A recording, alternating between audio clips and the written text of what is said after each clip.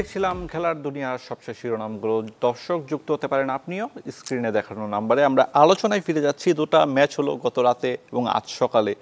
বিদায় নিল স্বাগতিক ওয়েস্ট ইন্ডিজ এবং দক্ষিণ আফ্রিকার কথা বলতে হয় 7টা ম্যাচ খেলেছে, তার মধ্যে 6টা একদমই হচ্ছে ক্লোজ ম্যাচ জিতেছে।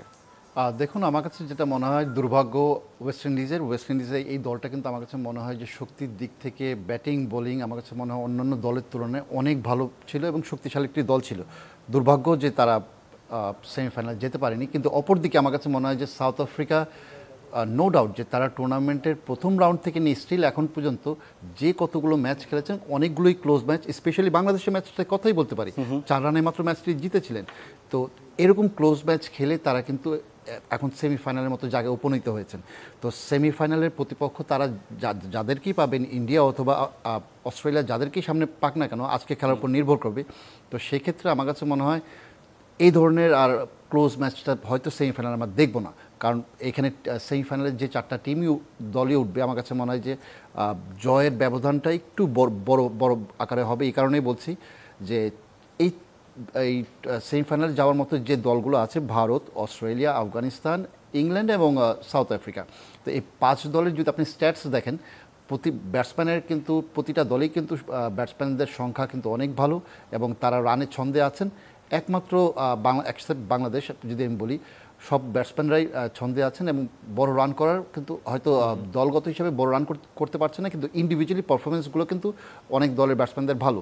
তো অপরদিকে বোলারদের জন্য আমার কাছে মনে হয় যে একটু চ্যালেঞ্জটা কঠিন হয়ে দাঁড়াবে। এই কারণেই বলছি যে হাইপ ম্যাচে কিন্তু কখনো সবসময় কিন্তু নার্ভ ধরে রাখতে, এবং সেমিফাইনালের মতো জায়গায় এই টি20 ফর্মেটটা শর্টার ফর্মেট, এইখানে যারা নার্ভ ধরে রাখতে পারবে আমার কাছে মনে হয় তাদেরই চান্সেস বেশি থাকবে। একদমই ক্লোজ ম্যাচ ছিল। 135 রান করেছে ওয়েস্ট ইন্ডিজ এবং সে রান যখন বৃষ্টিতে কিছুটা কমে আসে, ম্যাচটা কিন্তু মনে হচ্ছিল ওয়েস্ট ইন্ডিজের পক্ষে আসবে। এক সময় হচ্ছে 24 বলে 25 রান দরকার, এমন সময় হচ্ছে ওয়েস্ট ইন্ডিজ উইকেট নিয়েছিল। ওয়েস্ট ইন্ডিজের যদি আমি ব্যাটিং দিয়ে শুরু করি, ওয়েস্ট ইন্ডিজের ব্যাটিং কিন্তু অনেক সমৃদ্ধ ব্যাটিং ছিল এটা, কিন্তু তারপর 135 রান আমার কাছে মনে হয় নট এনাফ যে আজকের ম্যাচ জেতার মতো সেটা ছিল। এবং আমার ওয়েস্ট ইন্ডিজের ব্যাটসম্যানদের মধ্যে একমাত্র মায়ার্স এবং রোস্টন চেজ যদি সেই সময় 52টি রান না করতেন, তাহলে কিন্তু রান 135-এ গিয়েও দাঁড়াতো না। তাদের ব্যাটসম্যানদের মধ্যে অন্যতম Shai Hope, Nicolas Pooran, Andrew Rasel, Rutherford, তারা কিন্তু কেউ রান করতে পারেননি। তারা যদি হয়তো দলের জন্য কিছুটা কন্ট্রিবিউশন করতে পারতো, অ্যাটলিস্ট একজন ব্যাটসম্যান যদি 12 থেকে 15টি রান যোগ করতে পারতেন, তাহলে কিন্তু রানটা কিন্তু অনায়াসে কিন্তু 170 থেকে 80 ছুঁই করতে পারতো। তো সেটা হয়নি, কিন্তু রানটাও আমার কাছে মনে হয় যে সাউথ আফ্রিকার জন্য অনেকটাই সহজ ছিল।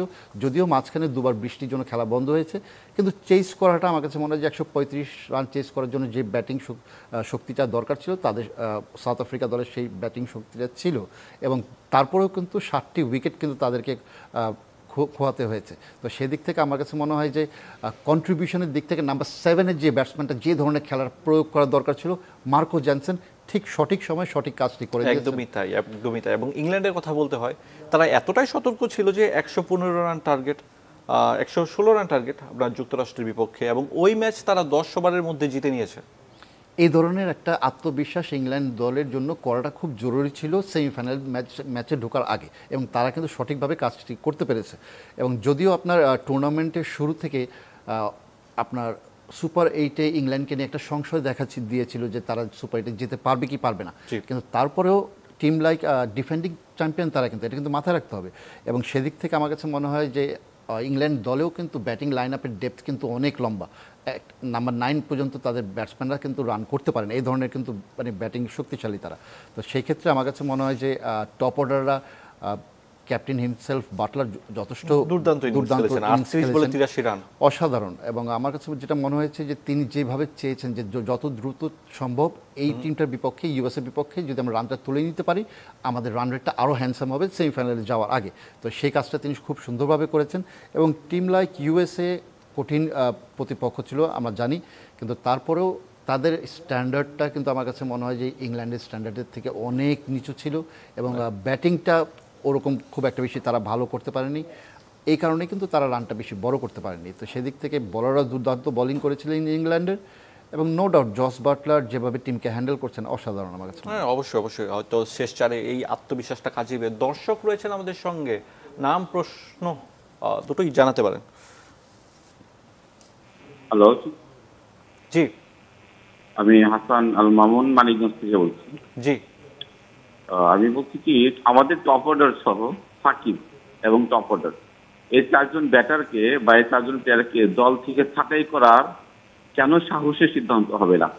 আধুনিক বা স্মার্ট ক্রিকেট চলছে এখন, এই যুগে এসে এই ধরনের মেন্টালিটি লোয়ার কি বলে এই ধরনের মেন্টালিটি নিয়ে যদি টপ অর্ডার ব্যাট করে, এই দল জীবনেও কোনোদিন ভালো কিছু করতে পারবে না বিশ্বমঞ্চে গিয়ে। আমরা আপনার প্রশ্নটি বুঝতে পেরেছি। আমরা আরেকজন দর্শকের কাছে যাই। দর্শক, আপনার নাম পরিচয় জানিয়ে প্রশ্ন কিংবা মতামত শেয়ার করতে পারেন। হ্যালো, আসসালামু আলাইকুম। ওয়ালাইকুম আসসালাম। আমার নাম মুরসালিন, আমি যশোর থেকে বলছিলাম। জি, আমার প্রশ্নটা হচ্ছে, এখন যে বাংলাদেশ সেমিফাইনালে যাবে তা নিয়ে অনেকে মাতামাতি করছে, তো আমাদের কি উচিত না যে বাংলাদেশ সেমিফাইনালে যাবে কি যাবে না সেটা বাদ দিয়ে আগে দেখা যায় আপনার সাথে বাংলাদেশ যেতে কিনা? অলরাইট। তিনি বলছিলেন আসলে আফগানিস্তান ম্যাচটা কি হয় সেটা দেখতে।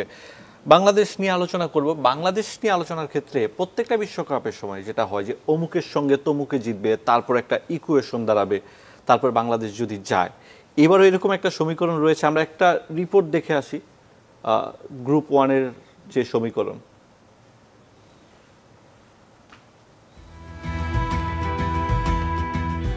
সমীকরণ তো জটিলই হবে, সেই সমীকরণ যে মেলাতে পারবে সেই তো অঙ্কের রাজা। বাংলাদেশকেও সেমিফাইনালে খেলতে হলে নিজেদের জয়ের সঙ্গে অনেকের উপর নির্ভর করতে হবে। সহজ কথায় অস্ট্রেলিয়াকে হারতে হবে ভারতের কাছে, বাংলাদেশকে জিততে হবে আফগানিস্তানের সাথে। তাহলে অস্ট্রেলিয়া, আফগানিস্তান ও বাংলাদেশের পয়েন্ট সমান হবে। কে কত ব্যবধানে জেতে তার উপরই তখন ভাগ্য নির্ধারণ।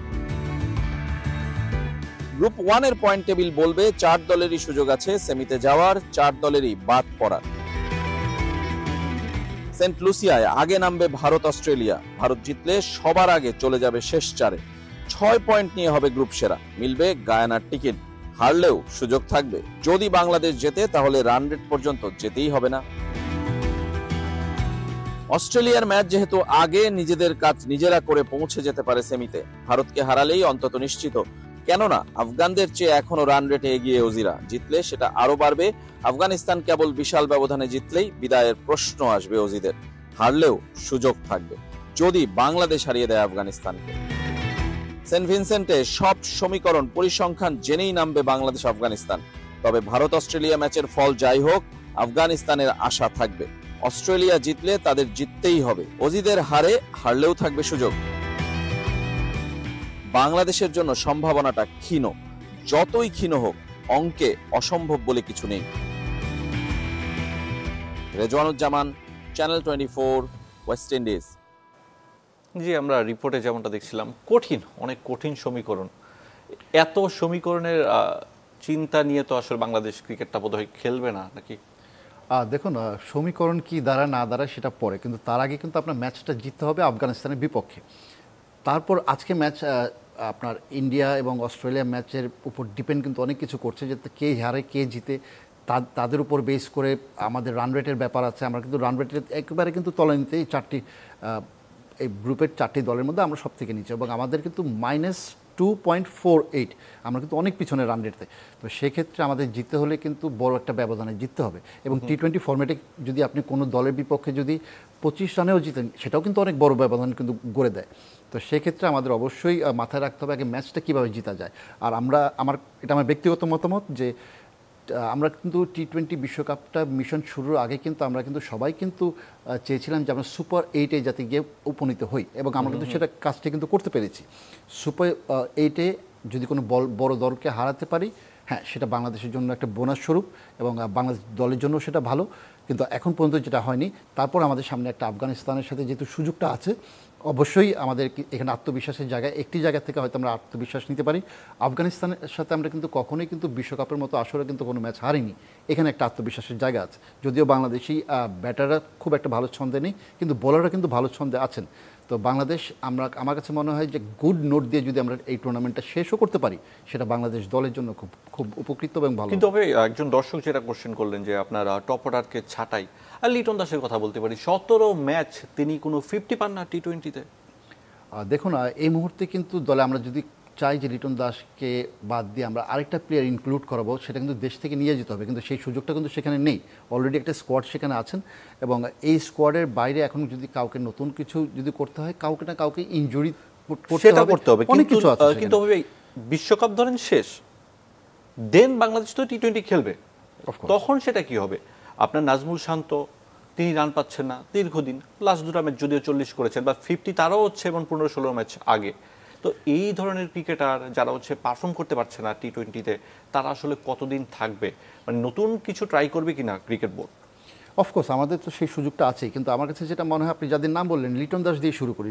লিটন দাস তিনি ছন্দে নেই, নো ডাউট। আমি এই টুর্নামেন্টে তিনি ছন্দে ছিলেন না এবং বেশ অনেক দিন টি-20 ফরম্যাটেও রান করছেন না। তো তার একটা প্রেশার আছে এবং উইকেট কিপিং করার পরে কিন্তু ব্যাটিং করাটা কিন্তু খুব কঠিন একটা কাজ। তিনি ক্রমান্বয়ে চেষ্টা করে যাচ্ছেন কিন্তু ব্যর্থ হচ্ছেন। হ্যাঁ, তার জায়গায় আমরা নতুন কাউকে মানে চেষ্টা করতে পারি, যে নতুন কাউকে দিয়ে সেই জায়গাটা চেষ্টা করতে পারি, কিন্তু সেটা কিন্তু রাইট টাইম এই মুহূর্তে না। আমার কাছে মনে হয় যে পরের সিরিজটা আমাদের আফগানিস্তানের সাথে হোম সিরিজ আছে, সেখানে হয়তো আমরা নতুন কাউকে চেষ্টা করতে পারি। শান্তর কথা যেটা বললেন, শান্ত অ্যাজ এ ক্যাপ্টেন হিসেবে তিনি মাঠ ভালো পরিচালনা করছেন, কিন্তু কোয়েশ্চেন তার ব্যাটিং যদি নিয়ে বলেন, এই টি-20 বিশ্বকাপে কিন্তু তার দুটি ম্যাচে কিন্তু 40 ঊর্ধ্ব রানের ইনিংস আছে। তো সেক্ষেত্রে শান্ত যে খুব বেশি খারাপ করে ফেলেছে আমি সেটা বলবো না, বরঞ্চ তার দুটো ম্যাচে তার আউটের ধরনটা দৃষ্টিগত ছিল বিধায় এরকম মনেটা হচ্ছে। আর অন্যান্য ব্যাটারদের ক্ষেত্রে আমার কাছে মনে হয় যে আমরা আমাদের যে স্ট্রেংথ, যে শটগুলোতে আমাদের স্ট্রেংথ আছে, সেই শটগুলোতে আমরা মনোযোগ যদি বেশি দিতাম, আমার কাছে মনে হয় যে তাহলে একটু সাকসেস হওয়ার রেট বেশি থাকতো। রাদার দেন আমরা কিন্তু ব্যাটসম্যানরা কিন্তু বেশি ইম্প্রোভাইজিং শট খেলার চেষ্টা করছি। তো সেইগুলো না করে যদি আমার কাছে মনে হয় আমাদের স্ট্রেংথ অনুযায়ী আমাদের যে শটটা আমরা বেশি ভালো খেলতে পারি, ওইটার উপর যদি মনোনিবেশটা বেশি করতাম, ওইটা যদি চেষ্টা করতাম, তাহলে আমার কাছে মনে হয় সাকসেস হওয়ার রেটটা বেশি ছিল। এই কারণেই বলছি, একটা ব্যাটসম্যান যখন অফ ফর্মে থাকে, তখন কিন্তু ক্রিকেটের পরিভাষায় আমরা সবসময় বলি যে go back to your basics. আমরা যদি সাকিব আল হাসানের নেদারল্যান্ডের বিপক্ষে ইনিংসটা যদি বলি, তিনি 7 রানে অপরাজিত ছিলেন এবং এই টি-20 বিশ্বকাপে বাংলাদেশের যে 6টি ম্যাচ খেলেছে, একটি মাত্র অর্ধশত রান হচ্ছে, সেটা সাকিব আল হাসানের ব্যাট থেকে। এবং সেই ইনিংসে সাকিব আল হাসানের ব্যাটিংয়ের ধরনটা যদি আপনি দেখেন, যে তিনি কিন্তু আউট অফ দ্য বক্স কোনো কিছু খেলেননি, কোনো রকম সুইপ শট বা রিভার সুইপ এগুলো খেলেননি। এই ধরনের মন মানসিকতা নিয়ে যদি অন্যান্য ব্যাটাররা যদি প্রতিটা ম্যাচে যদি ব্যাট করতে, আমার কাছে মনে হয় ফর্মে ব্যাক করাটা ভেরি ভালো কিছু হতো। আমরা বরঞ্চ আরেকজন দর্শকের কাছে যাই, আপনার কাছে অনেকের অনেক প্রশ্ন জমেছে। দর্শক, আপনার নাম পরিচয় জানিয়ে প্রশ্ন কিংবা মতামত জানাতে পারেন।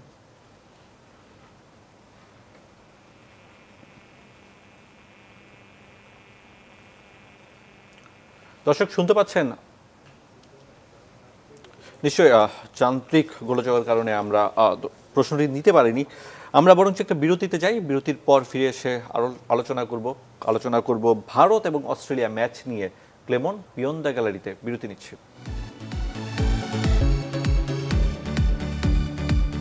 বিরতির পর আবারও ফিরে এলাম ক্লেমন বিয়ন্ড দ্য গ্যালারিতে। আপনাদের সঙ্গে রয়েছে আমি আরিফুল ইসলাম। কথা বলছিলাম বিশ্বকাপ নিয়ে, সেমির সমীকরণ নিয়ে। বাংলাদেশ হয়তো এই সমীকরণেই বেঁচে আছে। আফগানিস্তান এবং বাংলাদেশ দু দলের ক্রিকেটারদের পারফরমেন্স বিশ্লেষণ যদি করি, যেখানে বাংলাদেশের সর্বোচ্চ রান হচ্ছে কোনো ক্রিকেটারের 139 এখন পর্যন্ত, সব মিলিয়ে তিনি করেছেন তাওহিদ হৃদয়। সেখানে আমরা রহমানুল্লাহ গুরবাজ এবং ইব্রাহিম জাদরান দুজন 200-র বেশি রান করেছেন ইতিমধ্যে। পার্থক্যটা কি স্পষ্ট হয়ে গেল?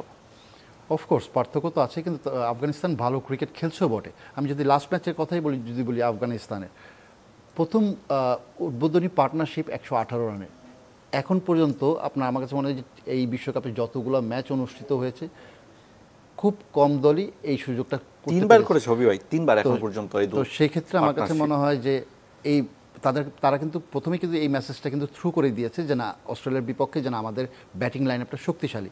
যদিও পরবর্তী ব্যাটসম্যানরা সেরকমভাবে রানটা দিতে পারেননি, কিন্তু তারপরেও নো ডাউট এই দলের কিছু অসাধারণ কিছু খেলোয়াড় আছে এবং 9 জন প্লেয়ার তারা কিন্তু এই লাস্ট কিছুদিন আগে সদ্য সমাপ্ত আইপিএলে খেলা কিন্তু তারা অংশগ্রহণ করেছেন এবং আইপিএলের স্ট্যান্ডার্ডটা কিন্তু আমার কাছে মনে হয় যে টি-20 ওয়ার্ল্ড কাপের স্ট্যান্ডার্ডটা সেম। তো সেই ক্ষেত্রে তারা জানেন যে কোন ব্যাটসম্যানকে কোথায় বল করতে হবে বা কোন বলার কোথায় বল করেন, এই সমস্ত জিনিসগুলো খুব ভালো রিড করতে পেরেছেন। এবং পাশাপাশি আমার কাছে মনে হয় যে তাদের কোচিং স্টাফ অসাধারণ কাজ করে যাচ্ছেন। আমি যদি ডেভন ব্রাভোর কথাই বলি, West Indian x national player এবং টি-20 ফরম্যাটে কিভাবে বল করতে হয় সেটা খুব ভালো সেটা তার ভালো জানা। আপনার কতটা মনে হয় যে বাংলাদেশের ব্যাটাররা কতটা চ্যালেঞ্জ হবে? ফজল হক ফারুকী এখন পর্যন্ত 15টা উইকেট তিনি নিয়েছেন, রশিদ খান 10টা উইকেট তার পকেটে। আফগানিস্তানের এই যাবৎকাল পর্যন্ত আমি যতগুলো ম্যাচ দেখার সৌভাগ্য হয়েছে, সব থেকে আমার কাছে মনে হয় যে এই টি-20 বিশ্বকাপের ম্যাচগুলো দেখে আমি বরঞ্চ খুব আশ্চর্য হয়েছি যে তাদের পেস বোলাররা বলের ভ্যারিয়েশন যেভাবে আনছেন, এবং এই বিশ্বকাপে 70% ডেলিভারিজ, তার নাম্বার অফ ডেলিভারিজ, তারা স্লোয়ার ডেলিভারি, স্লোয়ার বাউন্সার, এরকম এক্সপেরিমেন্টগুলো করছেন এবং সাকসেসফুলও হচ্ছেন। আমি নো ডাউট যে এই ধরনের ইনফরমেশনগুলো আপনার ডেভন ব্রাভো থেকেই এসেছে, এবং তিনি ওয়েস্ট ইন্ডিয়ান উইকেটের ধরন কেমন, আচরণ কেমন, এই সমস্ত কিছু জানেন এবং লাস্ট ম্যাচে তিনি বলছিলেন ডাগ আউট থেকে স্লোয়ার দিতে, এবং অসাধারণ। আমার কাছে মনে হয় তিনি যেভাবে প্লেয়ারদের বোলারদেরকে হ্যান্ডেল করছেন, বোলাররা সেই সাকসেসটা তাকে দিচ্ছে, এবং বাংলাদেশের জন্য আমার কাছে মনে হয় এটা কিন্তু বিরাট বড় একটা চ্যালেঞ্জের মোকাবেলা হবে। বিকজ বাংলাদেশি ব্যাটসম্যানরা, আমরা যখন অফ ফর্মে থাকি তখন কিন্তু সব ব্যাটসম্যানরাই এক্সপেক্ট করে যে বল কুইক যাতে ব্যাটে আসে এবং সেটা রান করার জন্য খুব সুবিধা হয়। কিন্তু অপরদিকে কিন্তু তারা কিন্তু আফগানিস্তান বোলাররা কিন্তু, পেস বোলাররা কিন্তু 70%-এর উপরে বল তারা আপনার এরকম ভেরিয়েশন আনছেন। তো সেদিকে আমাদের এক্সট্রা মনোযোগ দিতে অবশ্যই হবে, এবং পাশাপাশি স্পিন তাদের ভালো আমরা জানি, কিন্তু আমরা কোন বোলারকে অ্যাটাক করবো, আমার কাছে মনে হয় যে এমন কোনো বোলারকে অ্যাটাক করা উচিত না যাকে কিনা আমাদের স্বাভাবিক খেলাটা খেলতে পারি না। প্লেয়ার লাইক রাশিদ খান, তাকে অ্যাটাক না করাই ভালো, বরঞ্চ অন্য কোনো বোলারকে যদি নূরকে অ্যাটাক করি সেটা হবে রাইট। আমরা একদম ভারত এবং অস্ট্রেলিয়া ম্যাচ নিয়ে কথা বলতে চাই। 19 নভেম্বর 2023 টিম ইন্ডিয়াকে কাঁদিয়ে আহমেদাবাদে চ্যাম্পিয়ন হয়েছিল অস্ট্রেলিয়া এখন খাদের কিনারায় বলা চলে, এবং জিতলেও আসলে আউট হয়ে যেতে পারে যদি আফগানিস্তান কিছু করে ফেলে। সেক্ষেত্রে ভারত অস্ট্রেলিয়া ম্যাচে টিম ইন্ডিয়া কি করবে? এই বিশ্বকাপে মানে সবথেকে গুরুত্বপূর্ণ ম্যাচ মনে আজকে রাত, এবং ইন্ডিয়া ভার্সেস অস্ট্রেলিয়া। তো তারপরেও দু দলই শক্তিশালী, নো ডাউট, কিন্তু এটা মাথায় রাখতে হবে অস্ট্রেলিয়া কিন্তু এই ধরনের টি-20 বিশ্বকাপ বলেন বা মেন্স 50 ওভার ওডিআই বিশ্বকাপ বলেন, তারা যখন এই ধরনের আসরে যখন উপনীত হয়, তারা কিন্তু টুর্নামেন্ট চ্যাম্পিয়ন হওয়ার জন্য কিন্তু টুর্নামেন্টে আসে। যেমন ইন্ডিয়াও কিন্তু সেম টুর্নামেন্ট চ্যাম্পিয়ন হওয়ার জন্যই এখানে আসে। তো সেদিক থেকে দু দলেরই প্রেশার থাকবে, কিন্তু তারপরেও এই ধরনের বড় ম্যাচে অস্ট্রেলিয়ান প্লেয়াররা কিন্তু নার্ভটা ধরে রাখতে পারে, প্রেশারটা হ্যান্ডেল করতে পারে খুব সুন্দর। অপরদিকে হয়তো ইন্ডিয়ান ব্যাটসম্যানরা প্রেশারটা হ্যান্ডেল করতে পারে, কিন্তু বোলিং ডিপার্টমেন্টটা হয়তো বুমরা ছাড়া আর কেউ আমার কাছে মনে হয় না সেরকমভাবে হ্যান্ডেল করতে পারে বা সেরকম এক্সপার্ট এই ধরনের পরিস্থিতিতে। তো সেদিক থেকে অবশ্যই অস্ট্রেলিয়া একটু এগিয়ে থাকবে, তাদের জন্য ডু অর ডাই ম্যাচ। এবং উইন্ডেড টাইগার কিন্তু একটা কথা মনে রেখেন যে উইন্ডেড টাইগার অ্যাটাক কিন্তু বেশি করে। তো সেদিকে এখন কিন্তু যেহেতু অস্ট্রেলিয়ার অবস্থা কিন্তু উইন্ডেড টাইগারের মতোই, এখন তারা অবশ্যই চাইবে ম্যাচটা জিততে এবং সেমিফাইনালে যেতে। তো সেদিক থেকে হয়তো ইন্ডিয়া একটু বাড়তি সতর্ক থাকবে, কিন্তু তারপর আশা করছি যে আজকে ম্যাচটা একটা বিগ স্কোর ম্যাচ হওয়াটা উচিত এই ধরনের ম্যাচ। খুব সংক্ষেপে ভারতীয় বোলিং লাইন আপ নিয়ে যদি কথা বলি, যে 3জন পেসার 3জন স্পিনারের সহায়তা তারা সবসময় পেয়ে থাকে, খুব সংক্ষেপে।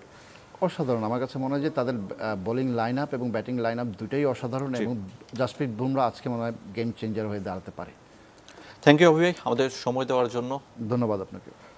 তো ক্লেমন বিয়ন্ড দ্য গ্যালারির আজকের আয়োজনে এটুকুই। আমরা ফিরে আসব আগামীকাল। বাংলাদেশের জয় কি হবে দেখার অপেক্ষায়।